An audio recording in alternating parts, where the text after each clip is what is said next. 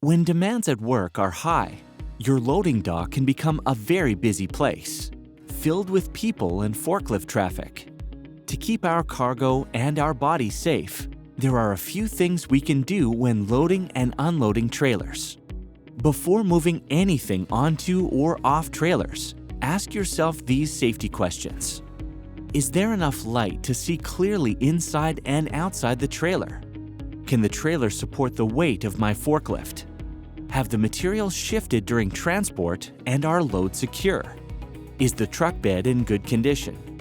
Is the loading area dry to prevent slipping and skidding of machinery or people?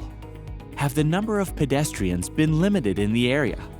Do the forklift operators have a clear view of the docks?